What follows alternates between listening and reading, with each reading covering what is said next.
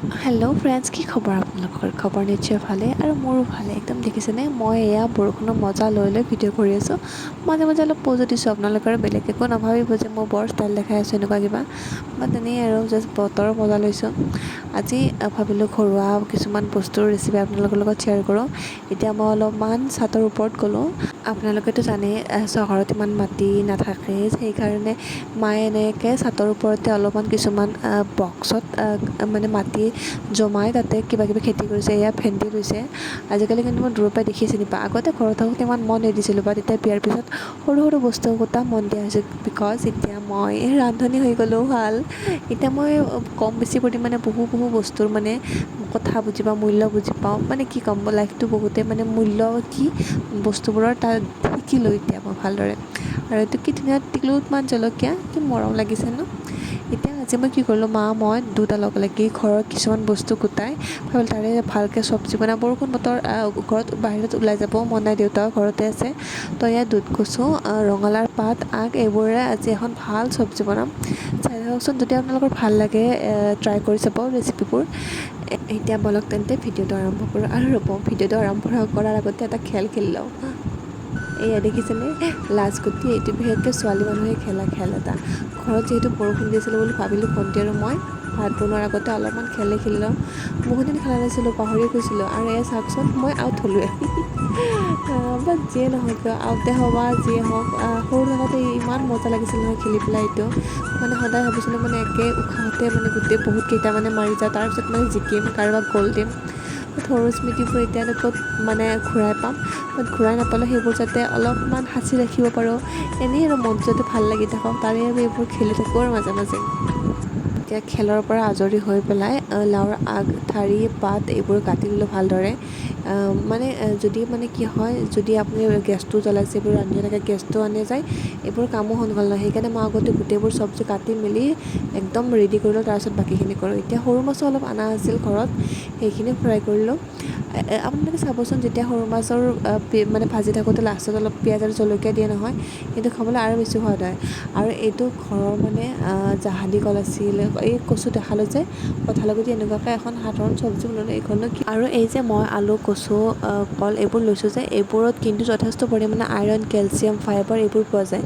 যিটোৱে মানে খালে আপুনি টেবলেট নাখালেও কথা নাই। আৰু এইবোৰ আমাৰ দেহত বহুত উপকাৰ কৰে। আপোনালোকে যেতিয়া এইবোৰ শাক পাচলি খাব নহয় ঘৰত, যদি আপোনালোকৰ বাচ্ছা আছে, সিহঁতকো কৈ যাব যে এইবোৰ চব্জিত এইবোৰ পোৱা যায়, এইবোৰ ভিটামিন পোৱা যায়।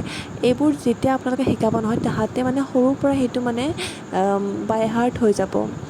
এইখন এখন চিম্পুল, থলুৱা আৰু বহুতে পুষ্টিকৰ চব্জি আছিল। আপোনালোকে ভাল লাগিলে বনাই খাব এনেকৈ। আৰু এতিয়া বলক মেইন ৰেচিপিলৈ আগবাঢ়োঁ, আৰু যিটো মোৰ ফুল ডিটেইলছত মই ৰেচিপিটো দিম।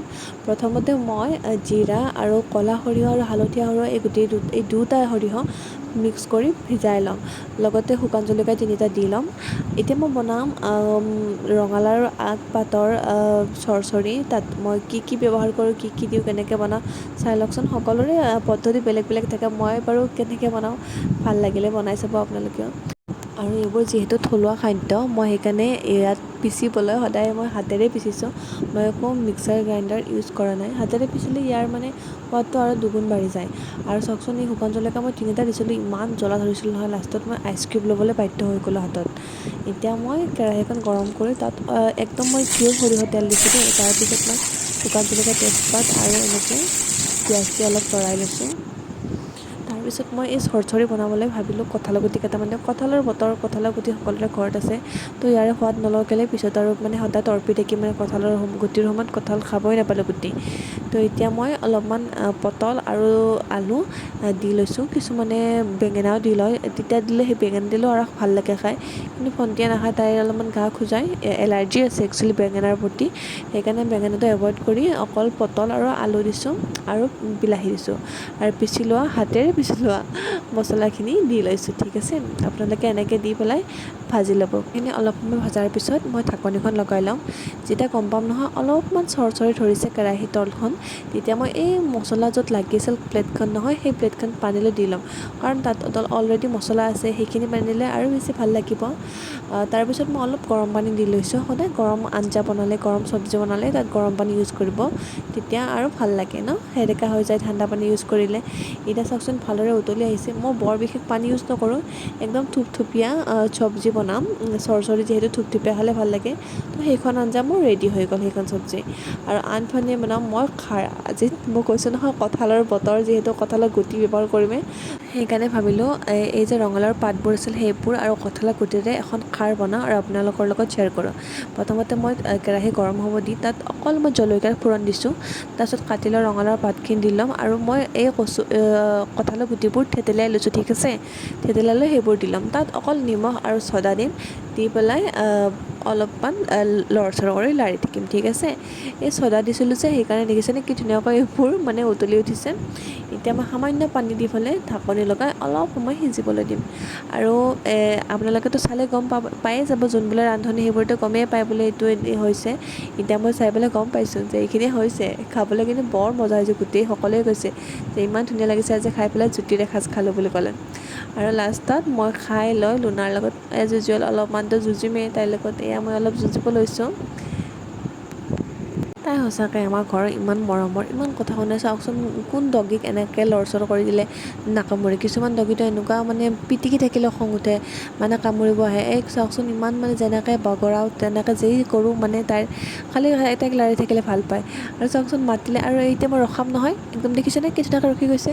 লুনা লুনা মাই বেবী লুনি, মাই কিউটি বেবী। বন্ধুসকল, শেষত আৰু এবাৰ ক'লোঁ, যদি ভিডিঅ'টো চাই ভাল লাগিল লাইক, শ্বেয়াৰ আৰু ছাবস্ক্ৰাইব কৰি দিব। Thank U.